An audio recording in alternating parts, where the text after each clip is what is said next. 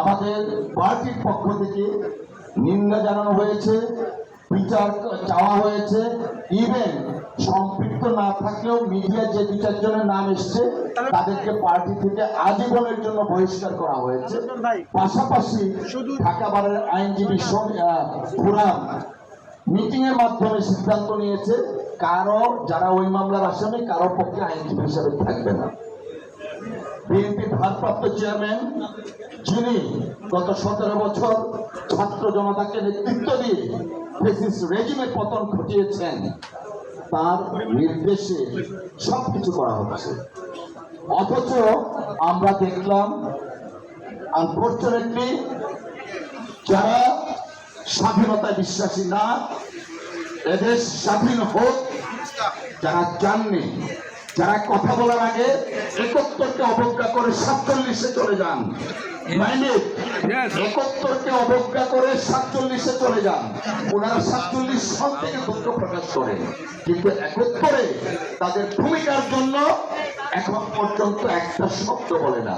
তার মানে কি তারা এখনো ধারণ করেন যে সবুজ লাল সবুজের পতাকা আমরা পেয়েছি, সেই লাল সবুজের পতাকার প্রতি কতটুকু শ্রদ্ধাশীল জাতি আজকে এটা প্রশ্ন করছে।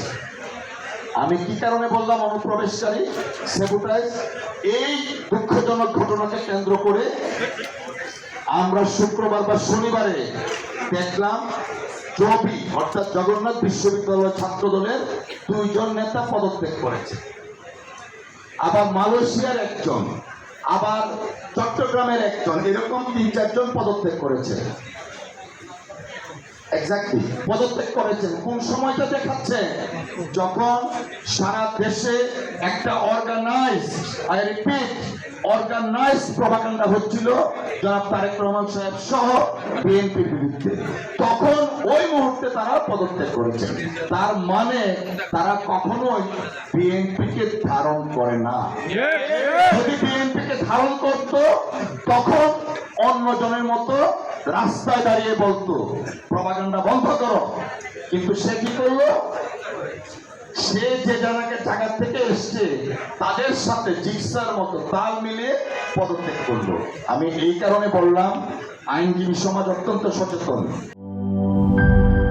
জীবনের সাথে চলে high five all time healthy life. নিশ্চিন্তে খান স্বাস্থ্যকর অল টাইম পান, অল টাইম হেলদি লাইফ।